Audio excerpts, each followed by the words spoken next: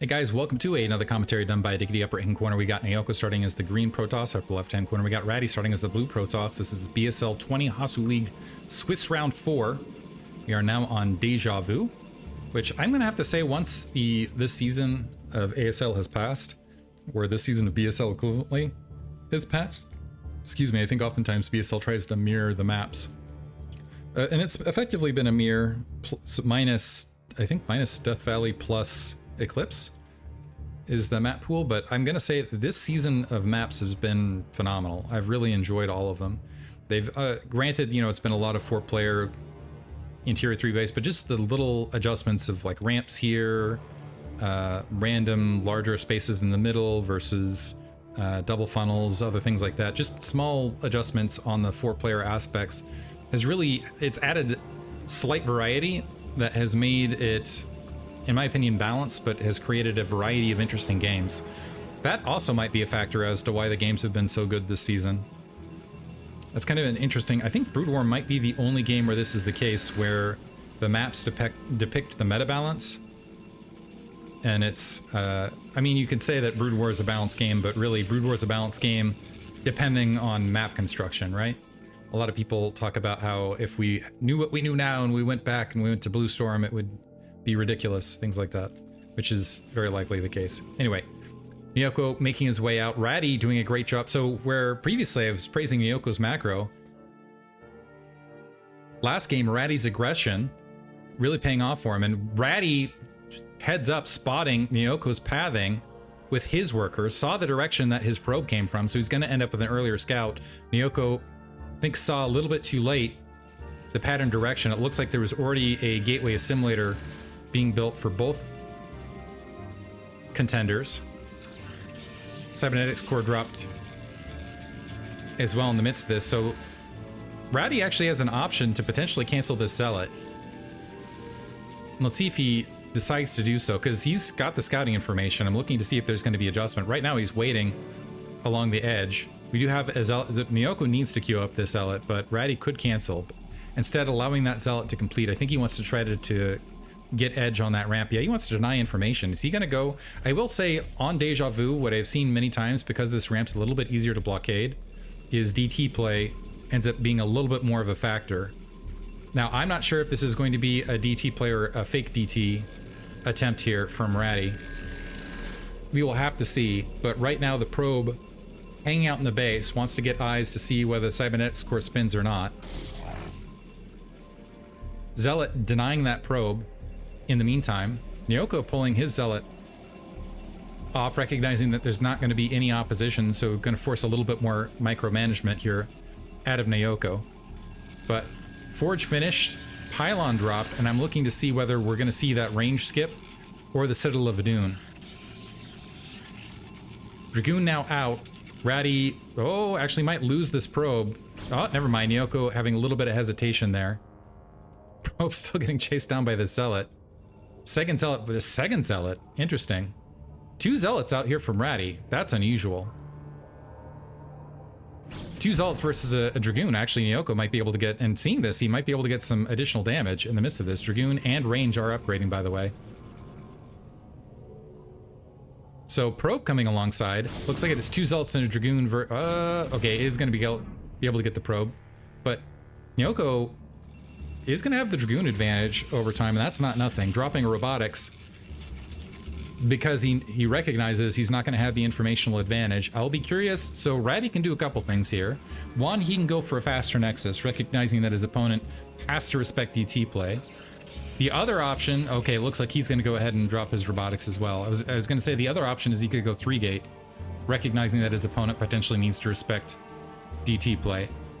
But we'll see if he goes robo. Okay, so he is dropping. Is he going to go 3-gate obs? 2 gateways down right this second. Still pumping Dragoons. I would expect that potentially, especially with the additional zealot that was created in the queue here. Probe is waiting along the edge to maybe get some additional information. And I'll also be interested to see, so Ratti is kind of obligated to go observatory first in the midst of this, and it looks like he is going to go 2-gate robotics, but no He's delaying the obs a bit, which is really, that's a significant risk, honestly. He's got very little scouting information. He knows that there are additional Dragoons out, but that doesn't forego the possibility. Ratti, in the meantime, able to make up his way up to the natural expansion, confirm that there was no Nexus. And it looks like, oddly enough, Ratti is opting for 2-gate Observer. Despite having the informational advantage, Neoko kind of holding the mid-ground. Ratti moving out a testing Dragoon, and actually might be able to get a free probe kill. It's going to be close. The Dragoons making their way forward. Ratti maybe went a little too deep with this, took a little bit of a shot, and is now trailing his way back. Call that half a Dragoon. Well, not even a half. A quarter of a Dragoon kill? Quarter of a Dragoon. Neoko doing the same, might want to draw back. I think he wants to get a look at the army composition, but Ratti doing a good job of holding some of the troops back, at least, to not reveal the full count. The probe, again, able to confirm a lack of natural. Actually, might have been able to peek up and see the robotics in the midst of that, based on positioning. So 2-gate robo-obs versus 2-gate robo-obs. Slight supply lead to Ratti overall, but otherwise we are mirrored. Observer's out, and it looks like Ratti's going to drop a Nexus rather... So he skipped the support bay, went for an earlier Nexus, which is going to put Neoko on the aggressive side of this. So he's going to need to get aggressive in order to catch up economically. He's dropping that Nexus, and it's going to be about a third behind as far as raw timing goes. Unfortunately for him, it'll be a minute before he's able to be in a place where he can poke or get some additional damage done, but this theoretically does give Ratti the overall positional lead. The observer along that corner, is it going to be able to cycle around? I'm not sure that observer was able to see that Nexus. It does have a nice wide pocket and some dead space right here to make its way through and confirm. Ratti recognizing this, trying to position his own observer, making his way out, is going to be able to see that Nexus and that Reaver on the low ground. So observer sees the observer, did Neoko diving in to make sure, and he sees that second assimilator. That second assimilator is a dead giveaway, which also suggests there's going to be a quick push again in tech. Whenever you see that second gas, you know there's going to be additional either Reaver Scarab damage upgrade or potentially Citadel of Adun High Templar as a fast option. Third gate getting dropped here for Neoko. Ratti's probes making their way across. Ratti should be able, is going to get that slight economic lead. It's not going to be like game ending, but it is going to be significant. He's got his own Reaver out on the front. 6 supply lead.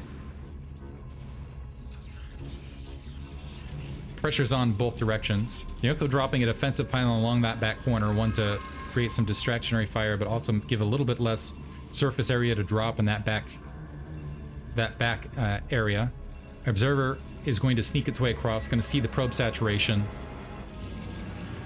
and also get eyes as far as droppable area. We do have a shuttle constructed in the midst of this. Could also see any sort of shuttle drop going the opposite direction, because oftentimes the flight path is they go the straight line or a straight curved. Is it? If you think about it, I'm wondering if this in 3D, if you think about it, like with the new engines, StarCraft and other things, they are 3D, but are they 3D on a curved plane? Are they truly 3D, or are they just 3D on a flat world? Questions we have to ask ourselves.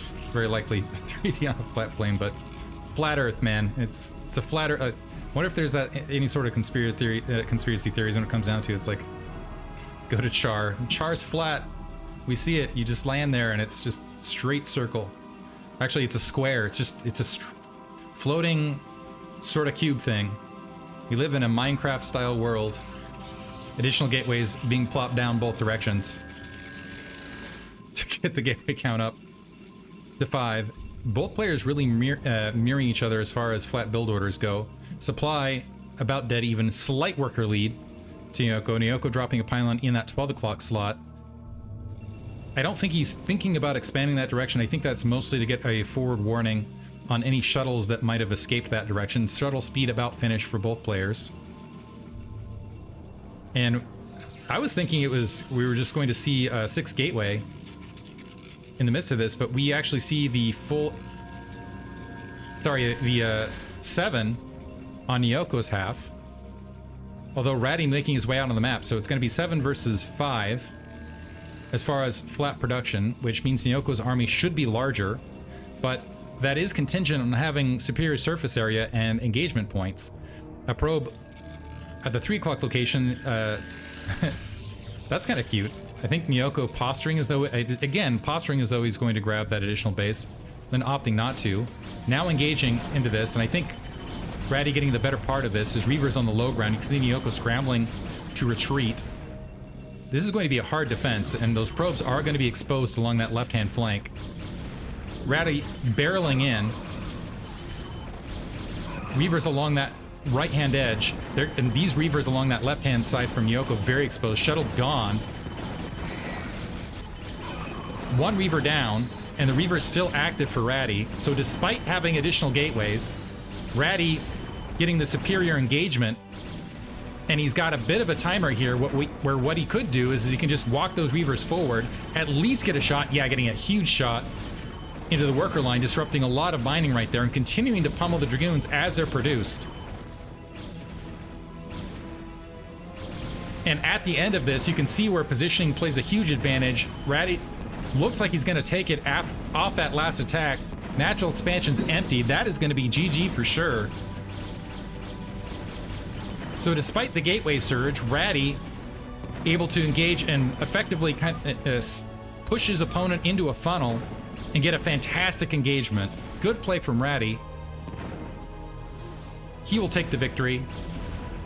And we'll see where he ends up in the bracket at the close here. Hope you guys enjoyed it. Thanks for listening.